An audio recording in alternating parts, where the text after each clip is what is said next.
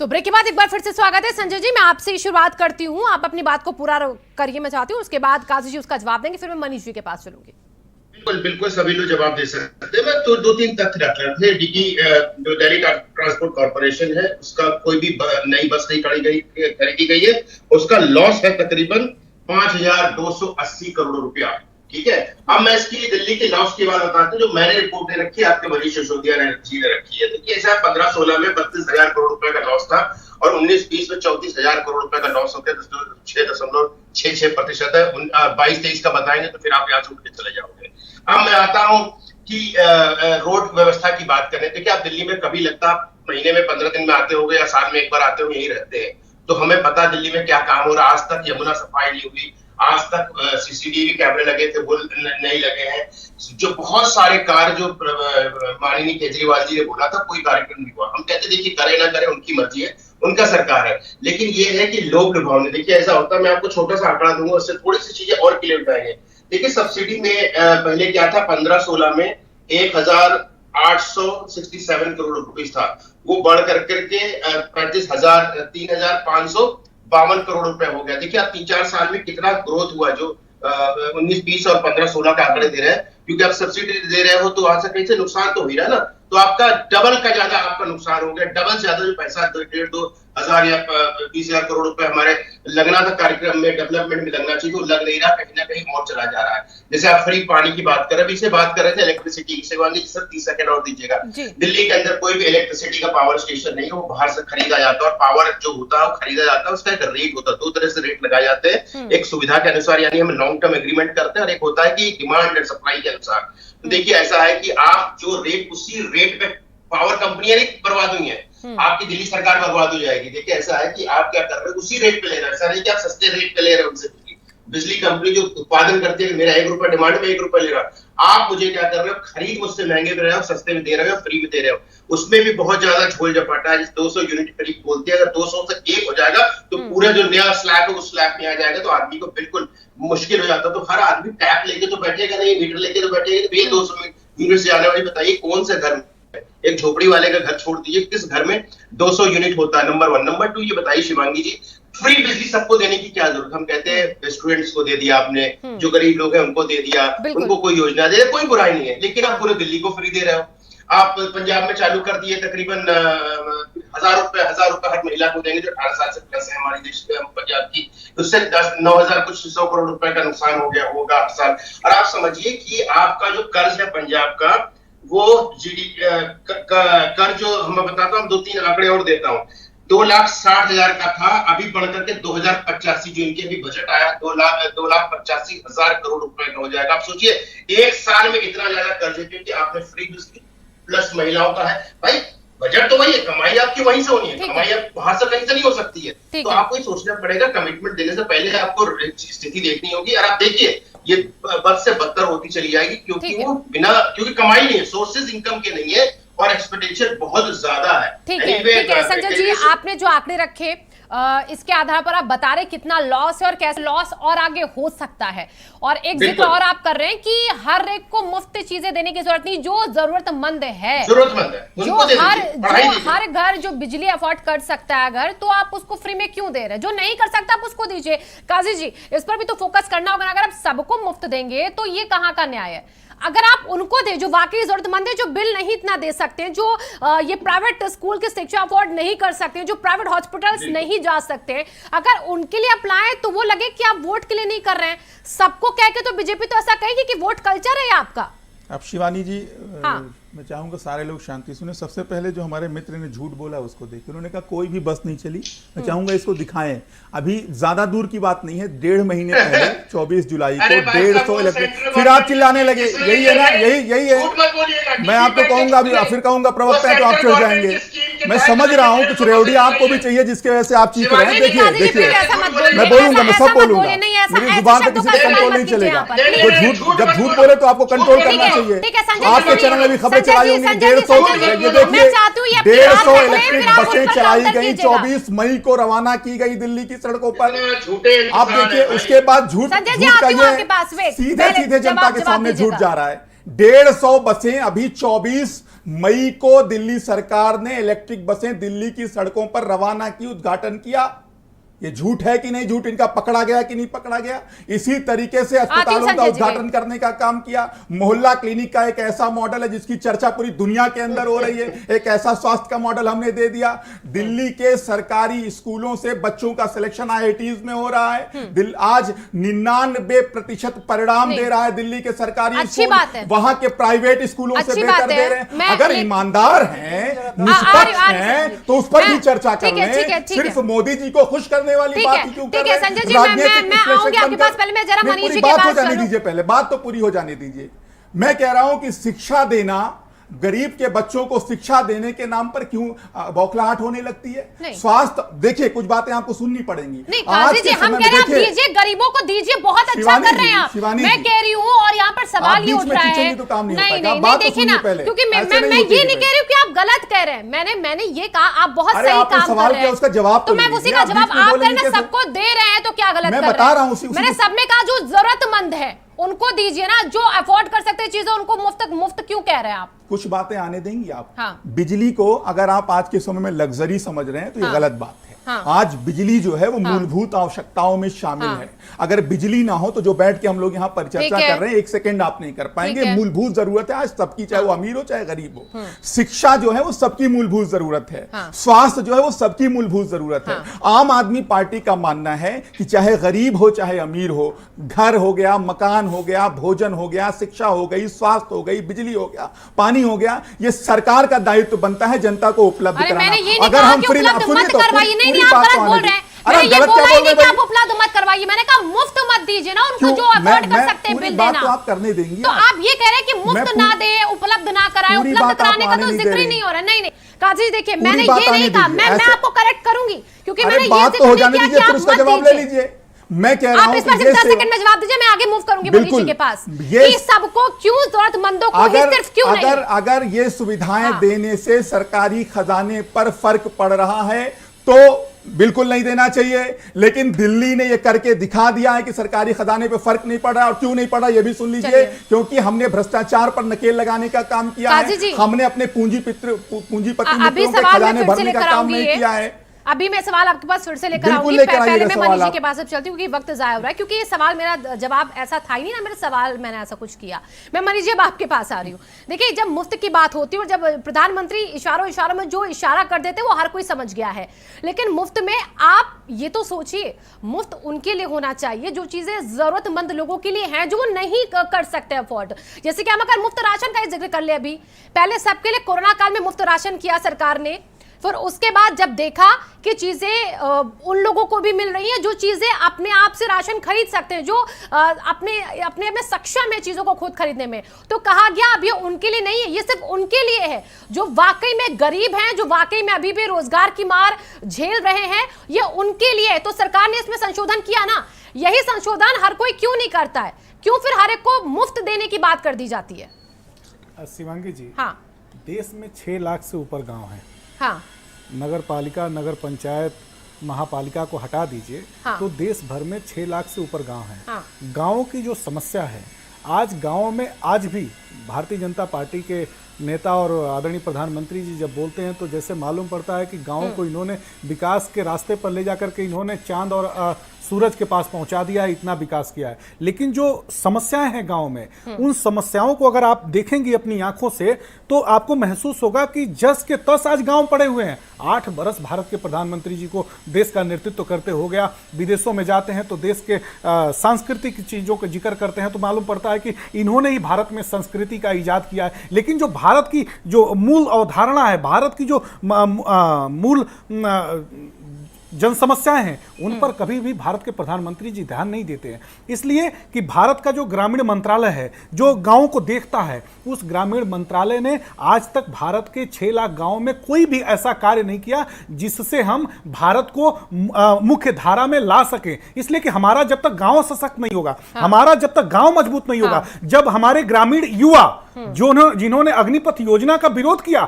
हम शहर के युवाओं का एक अलग लाइफ स्टाइल होता है, लेकिन गांव के युवाओं का एक अलग लाइफ स्टाइल होता है। शहर का भी युवा और गांव का भी युवा अपने जीवन को लेकर के चिंतित है। गांव के युवाओं ने भारत सरकार से क्या कहा? उन्होंने कहा कि हम देश की सेना का हम सम्मान करते हैं, हमको सेवा करने का अवसर दीजिए, हमको नौकरी दीजिए। इस बात को आप मेरी मुफ्त सवाल से जोड़ने वाले हैं क्या आगे? हाँ जी, तो हम फिर उसको जल्दी जोड़िए। हाँ, मैं शिवांगी जी बता रहा हूँ। हाँ। देखिए, भारत के प्रधानमंत्री जी अभी संकल्प पत्र की घोषणा हुई थी जब भारतीय जनता पार्टी चुनाव लड़ने गई थी, तो उन्होंने हमारी और आपकी जो छोटी बहनें इंटरमीडिएट में और हाई स्कूल में पढ़ाई कर रही हैं, उनको मुफ्त में स्कूटी देने की घोषणा किया था। यह होगा, अब इस पर चर्चा जरूर करिएगा और पूछिएगा भारतीय जनता पार्टी के प्रवक्ता से। जरूर, ये बहुत परिपक्व प्रवक्ता है और कई दल घूम करके आए हैं। कई दल नहीं, भारतीय जनता पार्टी के जो प्रवक्ता हैं वो कई दल घूम करके आए, इनसे कई दलों का अनुभव है। इनसे जरूर पूछिएगा कि इन्होंने बहनों को मुफ्त में स्कूटी देने की बात कही थी कि नहीं कही थी।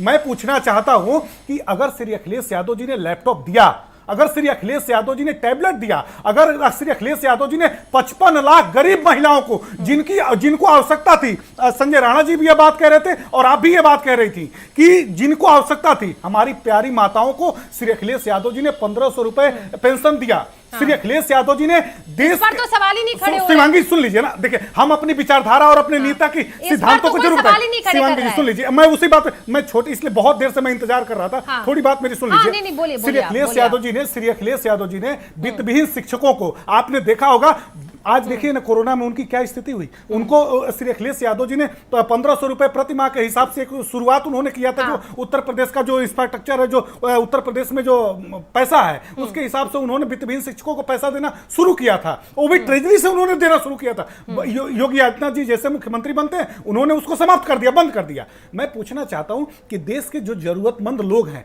आखिर उन जरूरतमंदों को अगर हम उनकी चिंता नहीं करेंगे, हम उनका ख्याल नहीं रखेंगे और देश की सरकार से अगर हम विपक्ष में हैं तो सवाल नहीं करेंगे, तो ये भारत के प्रधानमंत्री जी कहेंगे कि रेवड़ी बांटना, भारत के प्रधानमंत्री जी से ज्यादा रेवड़ी इस देश में किसने बांटा है? अपने उद्योगपति मित्रों को अपनी जहाज में बैठा करके ऑस्ट्रेलिया लेके जाते हैं, कोयला का खदान दिलवाते हैं, उनका लोन माफ कराते हैं, बैंकों का निजीकरण कराते हैं। और दुर्भाग्य की बात, जनधन खाता आपने खुलवाया, आपने देश भर में ढिढोरा पीटा।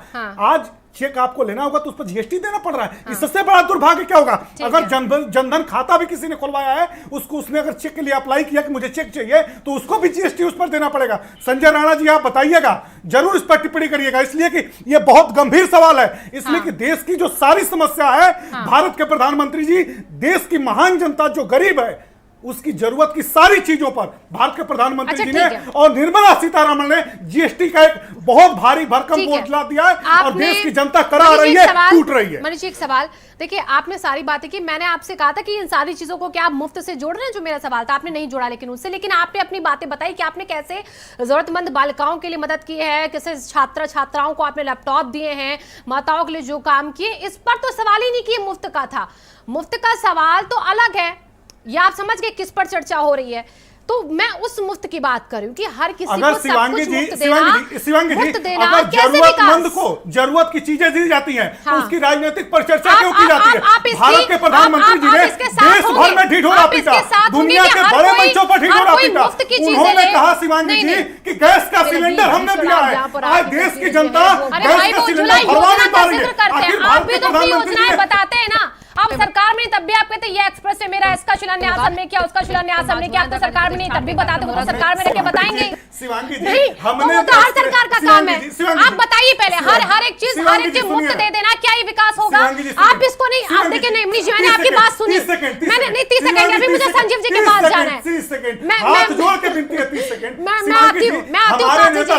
यादव जी ने जब एक्सप्रेसवे का उद्घाटन कराया था, तो सुखोई विमान उतारा था, उस पर मालवाहक विमान उतारा था, कल उद्घाटन हुआ सड़क का, और कोई एक्सप्रेसवे पर कोई मालवाहक विमान सुखोई नहीं उतरा। ठीक है, अरे रुकिए ना, वेट करें संजीव जी और काजी जी और संजय जी भी, लेकिन मैं चाहती हूँ इसका हाँ या ना में जवाब दे दीजिए एक बार। अगर आप 10 सेकंड लेना चाहते तो ले लीजिएगा कि हर चीज मुफ्त में दे देना, हर किसी को दे देना, क्या ये आपको लगता है विकास में साथ देने वाली चीज होगी? आप ये राजनीति छोड़िए, आप मत देखिए बीजेपी, सपा, कांग्रेस, बसपा, पूछ लीजिएगा। हाँ, वो संजीव जी ने सुनी होगी, रिपीट आप करवा दीजिएगा, मेरे सवाल का जवाब दे दीजिए। ये हर चीज फ्री में दे देना सही होगा देश के विकास के लिए? आपसे पूछ रही हूँ मनीष जी। ये मेरे से प्रश्न है? नहीं सर, मैं अभी मनीष जी से इसका जवाब 10 सेकंड में ले लूं। मनीष जी, हर एक चीज फ्री में दे देना। अच्छा। क्या ये देश के विकास की बात होगी? देखिए, मेरा जहां 10 तक सेकंड से। हाँ बिल्कुल, मेरा जहां तक मानना है, हमारी पार्टी का जहां तक मानना है, हमारे आदरणीय राष्ट्रीय अध्यक्ष जी का जहां तक मानना है, हमारी विचारधारा का जहां तक मानना है, जो हमारी मूलभूत जरूरतें हैं, जो मूल भावनाओं से जुड़ी हुई है, अगर देश की जनता जो गरीबी रेखा के नीचे अपना जीवन यापन करती है, उनकी जो जरूरत की चीजें हैं, शिक्षा, स्वास्थ्य, रोटी, कपड़ा और मकान, जो जरूरत की चीजें हैं, उनको किसी की भी सरकार हो उसका ख्याल रखना चाहिए और उसको देना चाहिए। गुड मनीष जी, आपने एक बात बहुत अच्छी बोली कि गरीबी रेखा से जो नीचे जो जरूरतमंद है, यही तो मैं सुनना चाह रही थी। अब मैं आऊंगी 1 मिनट का जी, मैं संजीव जी के पास पहले चलती, बहुत देर से इंतजार कर रहे वो। संजीव जी, यहाँ पर इशारा जो आप करने की कोशिश कर रहे हैं, उस इशारे को बहुत अलग तरीके से प्रेजेंट कर दिया गया है। आप बता रहे हैं कि पीएम कैसे रेवड़ी बांटते हैं। अभी काजी जी ने भी बताई है, एक स्कूटी का जिक्र करते हुए यहाँ पर मनीष जी ने भी अपना सवाल रखा है। कह रहे आप बताइए इस पर जरा। संकल्प पत्र में उन्होंने कहा, जैसे संकल्प लिया उन्होंने, जैसे हम के मुकदमा लड़ने जाते हैं तो गीता पर हाथ रख के कहते हैं, वैसे इनके नेताओं ने संकल्प पत्र की घोषणा में कहा कि हम स्कूटी देंगे। ठीक है संजीव जी बोलिए। पीएम रेवड़ी बांट रहे हैं सबसे ज्यादा, और किसी को ना कहें, एक आरोपी। दूसरा ये संकल्प पत्र में आप भी तो मुफ्त में स्कूटी दे रहे हैं। हालांकि ये रेवड़ी से कैसे, मुफ्त से कैसे जुड़ा, ये आप ही समझा पाएंगे। बताइए संजीव जी। कई दलों का नहीं, देखिए कई चीजें आई है, पर्सनल बात आ जाएगी तो ज्यादा बेहतर रहेगा। ठीक है, बोलिए संजीव जी। आज समाजवादी पार्टी के साथी ने कहा कि कई दलों में आए, तो मैं बता दूं कि समाजवादी पार्टी में मैं रहा हूं और ये सबको पता है, और उसी आधार पर मैं भारतीय जनता पार्टी में हूं, ये भी सच है। लेकिन समाजवादी पार्टी को जितना करीब से मैंने देखा, आपने भी कहा कि आपने टैबलेट दिए, 5 साल की सरकार में एक टैबलेट नहीं दिया, जबकि आपने कहा था कि हाई स्कूल के बच्चों को टैबलेट देंगे और इंटरमीडिएट आपने कहा था लैपटॉप देने के लिए, दिया क्या आपने लैपटॉप? रुकिए मनीष जी, रुको मनीष जी वेट, रुको ये सब भाषा संजीव जी बिल्कुल रुको। मैं सम्मान के साथ बात करता हूं और मैं अपमान के सब शब्द बिल्कुल बर्दाश्त नहीं करूंगा। संजीव जी ध्यान रखिएगा, रुको ये सब नहीं, कुछ नहीं, सीधा मैं बहुत सम्मान के साथ बात करता हूं और मेरे साथ कोई भी बात करेगा तो सम्मान के साथ करेगा। ठीक है, रुकिए बोल दीजिए संजीव जी, रुकिए बोल दीजिए। मैं आपसे बात ही नहीं करना चाहता, इसलिए आप बिल्कुल बात ना करिए मुझसे। ठीक है संजीव जी, अपनी बात रखिए और आप केवल मेरी बात सुनिए, अगर आप सुन पाइए तो। नहीं, बिना रोक तो कहने का मतलब यह है कि एक लैपटॉप नहीं बांटा इन्होंने। 2017 में 2012 में कहा था कि मुसलमानों को आरक्षण देंगे। 5 साल की सरकार चलाने के बाद एक मुसलमान को कुछ आरक्षण नाम की बात नहीं की। ये चुनाव के समय में 17 ढिंडोरा पीटने वाले, ये 17 पिछड़ी जातियों का ढिंडोरा पीटने वाले केवल चुनाव में ढिंडोरा पीटते, लेकिन ईमानदारी से अगर भारतीय जनता पार्टी ने काम किया तो सभी के लिए काम किया। यही सच्चाई है जिसकी वजह से आज भारतीय जनता पार्टी प्रचंड बहुमत से सरकार बनाती है, और दलों की हालत क्या होती है ये उत्तर प्रदेश और देश की जनता को पता है। जहां तक आम आदमी पार्टी का सवाल है, आम आदमी पार्टी के कार्यकर्ता बड़ी बड़ी बातें कह रहे हैं। अरे एक चीज तो जानो, अभी जब कोरोना का टाइम था तो आपके दिल्ली के अस्पतालों का आ रहा था कि 24 घंटे का बाकी रह गया टाइम, इतने मरीज हैं, और यही केजरीवाल जी की सरकार ने हाथ उठा दिए थे। उस समय कहां थी आम आदमी पार्टी? उस समय अगर अमित शाह जी ने नहीं हुआ दखल दिया होता तो दिल्ली की स्थिति क्या हुई होती? कम से कम इतना तो देखना चाहिए कि केंद्र की सरकार जहां लगातार मदद कर रही हो वहां इस तरीके की बातें आ रही हैं, और आप फ्री में रेवड़ी बांट रही है। ये फैक्ट है, ये सच्चाई है, और ये सही बात कही समाजवादी पार्टी के साथ। स्कूटी वाला जवाब जरूरत है, जरूरतमंदों को मिलना चाहिए। ठीक है, और बांट देंगे तो क्या होगी, ये है मेन चीज। ठीक है संजीव जी, अब जो स्कूटी पर सवाल मनीष जी ने किया है वो कह रहे इस पर भी आप जवाब दे दीजिए। अगर आप सवाल नहीं समझ पाए तो रिपीट कर देंगे मनीष जी। जाएगी, लेकिन जरूरतमंदों को केवल शिवांगी जी 6 लाख करोड़ से ऊपर का उत्तर प्रदेश में बजट पेश हुआ है, भारी भरकम बजट है, मतलब स्कूटी से भी बड़ा बजट है इनका, बहुत बड़ा बजट है, लेकिन स्कूटी के लिए इन्होंने जगह नहीं निकाला। हमारी प्यारी बहनें जब आज भी इंटर कॉलेज और हाई स्कूल में पढ़ने के लिए जा रही हैं तो सोच रही हैं कि बाबा ने कहा था, बाबा एक संत है, मैं तो उनको सामंती मानता हूं, लेकिन बाबा एक संत है, उन्होंने अपने मुंह से कहा था मेरी स्कूटी कब मिलेगी। एक्टिवा वाला इंतजार कर रहा है कि हमको उत्तर प्रदेश सरकार संजीव जी स्कूटी ये वही लोग हैं जो कहते थे मंदिर हम नहीं, अरे स्कूटी पे जवाब दे दीजिए जल्दी इसी तरीके से रिजल्ट आने दीजिए, रिजल्ट आने दीजिए, स्कूटी भी मिलेगी। स्कूटी रिजल्ट आने दीजिए, स्कूटी भी मिलेगी। स्कूटी कब मिलेगी, कब मिलेगी? संजीव जी कब मिलेगी पूछ रहे हैं। मिल जाएगी 5 साल में। वो मुफ्त की श्रेणी में है कि नहीं है? मुफ्त की श्रेणी में है कि नहीं है, या पैसा लिया जाएगा बहनों से? अरे मनीष भाई मैन्युफैक्चरिंग के लिए गई है, टाइम लगता है, बंदी आई 5 साल। ठीक है, हाँ ऑर्डर दे रहे हैं अभी, वो ऑर्डर दिया है। आप जरा स्कूटी से हट के बात कर लेते हैं, ठीक है। मैं संजय राणा जी मैं आपके पास ही अब आ रही हूँ, और मैं चाहती हूँ प्लीज सब लोग 20-20 सेकंड में अपनी बात रखिएगा, क्योंकि अब वक्त धीरे धीरे कम होता जा रहा है। मैं चाहती हूँ सबका मैं लास्ट बार एक कमेंट ले लूं। सवाल ये है संजय जी, देखिए अब यहाँ पर अरविंद केजरीवाल ने एक और इशारा कर दिया, ये रेवड़ी की बातों का जिक्र करने के साथ साथ, कि अगर भगवान ने चाहा तो बहुत जल्द हम देश में हर एक व्यक्ति को मुफ्त बिजली देंगे, हर एक को देश में मुफ्त शिक्षा देंगे, हर एक को देश में हम मुफ्त स्वास्थ्य सुविधाएं देंगे। मतलब 24 की तैयारी है या फिर आगे की तैयारी और बड़ी है? तो धीरे धीरे बढ़ रहे हैं आगे, खड़ा कर रहे हैं बीजेपी के सामने अपने आप को, लगता है। शिवांगी जी, अगर जनता ने इनके बातों पे बिलीव कर लिया तो बहुत जल्दी 2024 के बाद श्रीलंका बनने में भारत को ज्यादा समय नहीं लगेगा, घर से फ्री चलता रहा तो। नंबर 1 एक चीज 10 सेकंड और लूंगा। हमारे मित्र बोल रहे थे कि 150 बसें मई में इंडक्ट की गई है सर, टोटल 300 बसें एलोकेशन हुई भारत हैवी इलेक्ट्रिकल लिमिटेड के हिसाब से, और उसके किसके अंतर्गत हुई ये भी बता देता हूँ, जस्ट पढ़ लीजिए जाके। फेम 2 जिसको कहा जाता है फास्टर एडॉप्शन मैन्युफैक्चरिंग का हाइब्रिड एंड इलेक्ट्रिक व्हीकल, जो भारत हैवी इलेक्ट्रिकल जो डिपार्टमेंट उसने किया है, तकरीबन 5500 बसें पूरे पैन इंडिया में है। दिल्ली की एलोकेशन 300 है, जिसमें से 150 आ गई, 150 आने वाली है। आपके मुख्यमंत्री ने एनओडी दिया है 2023 में 1500 का, जो हमेशा एक लॉलीपॉप देते रहते। देखिए ऐसा है कि फ्री बीस बंद होना चाहिए, कोई भी फ्री नहीं हो। हम तो कहते हैं किसी को फ्री की जरूरत नहीं, हर आदमी कमा रहा खा रहा और अपनी मेहनत से आगे बढ़ सकता है। उसको फ्री शिक्षा चाहिए जो बहुत जरूरी है, फ्री मेडिकल चीज जिसे विदेशों में होता है, शिक्षा और स्वास्थ्य, 2 चीज गवर्नमेंट को सही फ्री करनी चाहिए। बाकी हर चीज पे जैसा अपना स्कीम चल रही है वैसे चलती रहनी चाहिए, अदरवाइज देश हमारा श्रीलंका की तरफ अग्रसर हो जाएगा। ठीक है, ठीक है। अब मैं आपके पास आ रही हूँ काजी जी, और देखिए मेरा सवाल ये है कि आप जिक्र करते हैं ईमानदारी की राजनीति का और भ्रष्टाचारी की राजनीति का, ये जिक्र भी किया गया है, तो मतलब सारा भ्रष्टाचार जो है वो बीजेपी सरकार का आप दो स्वास्थ्य मंत्री जेल में भी पूछ लीजिए जरा क्यों है। अच्छा ठीक है, तो ये सवाल स्वास्थ्य मंत्रियों का भी देखिए यहाँ पर संजीव जी ने उठा दिया है कि वो जेल में तो क्यों है। मैं चाहती हूँ इसका भी आप जवाब दीजिएगा, और इसी के साथ भ्रष्टाचार और ईमानदारी की सरकार, ईमानदारी की राजनीति, ये कैसे आप बांट रहे हैं, कैसे आप इसको देख रहे हैं 24 के लिए? देखिए आम आदमी पार्टी जो है ईमानदारी की राजनीति की ब्रांड एम्बेसडर है इस देश के अंदर। इसमें किसी को इस बात के एतराज करने की आवश्यकता नहीं है। जहां तक सत्येंद्र जैन जी की बात है, अभी कल ही कोर्ट ने एक मामले में अपनी सुनवाई कर दी है। जिस वकील ने उनके खिलाफ आरोप लगाए थे उसके लिए मुआवजा तय कर दिया गया, उसके लिए सजा तय कर दी गई है। आगे धीरे धीरे देखिए जो ये भारतीय जनता पार्टी की लठैत है, चाहे ईडी हो चाहे सीबीआई हो, पहले भी सीबीआई ने तमाम मामलों में क्लीन चिट देने का काम किया है सीबीआई कोर्ट ने, आगे भी मामला कोर्ट में लंबित है और वहां से क्लीन चिट लेकर आ रहे हैं सत्येंद्र जैन जी। आपने हमारे तमाम विधायकों के ऊपर आरोप लगाए थे, एलिगेशन लगाए थे, जेल में डाला था, और आज देख लीजिए कि कितने उसमें कन्विक्शन रेट क्या रहा है। सिर्फ एक मामले में आप आरोप सिद्ध कर पाए हैं, बाकी 141 मामलों में क्लीन चिट मिली है आम आदमी पार्टी के नेताओं को। तो यह सच्चाई है। दूसरी बात जो आपने फ्रीबीज की करी, अभी 200 यूनिट जो बिजली फ्री दी जा रही है, आप बताइए कि 200 यूनिट बिजली कौन इस्तेमाल करता है? अगर घर में एक भी एयर कंडीशनर लग गया तो 200 यूनिट से क्रॉस हो जाएगा। यानी जो गरीब तबका है उसी को हम बिजली में फ्री देने का काम कर रहे हैं। मतलब अगर किसी गरीब मजदूर को बिजली फ्री में मिल जा रही है तो बड़ा हाय तौबा मचाया जा रहा है। लेकिन हमारे मित्र संजय राणा जी ने एक बार भी यह सवाल नहीं उठाया कि 4000 यूनिट बिजली जो है मंत्रियों को फ्री मिलती है, विधायकों को फ्री मिलती है, प्रधानमंत्री जी को फ्री मिलती है, उस पर भी सवाल उठाना चाहिए।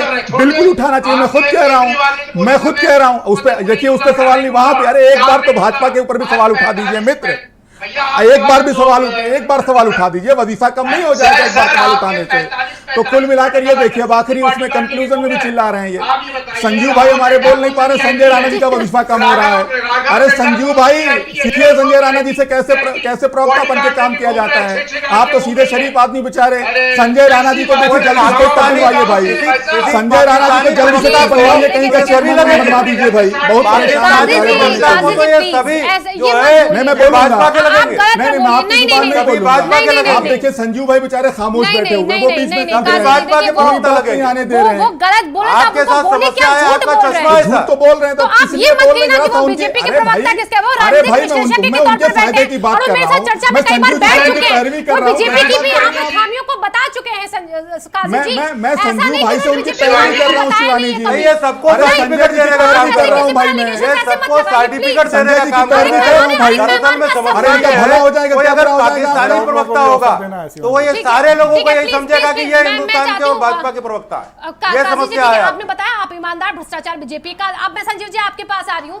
एक तो हम देखिए देख रहे हैं कि अरविंद केजरीवाल धीरे धीरे आगे बढ़ रहे हैं। वो कह रहे हैं हम आपको चौतरफा घेर रहे हैं, हर जगह जा रहे हैं, हिमाचल प्रदेश जहां चुनाव, गुजरात जहां चुनाव, आखिर तक वहां सब जगह जाके प्रचार कर रहे हैं। वो कह रहे हैं हम देश में हर एक को मुफ्त बिजली, मुफ्त शिक्षा, सब कुछ मुफ्त देने वाले हैं। तो 24 की लड़ाई है क्या आपको लग रहा है ये आपके सामने बड़ी, संजीव जी? नहीं, मैंने शुरुआत में इसीलिए कहा कि उत्तर प्रदेश में भी 10 मार्च को रिजल्ट आया।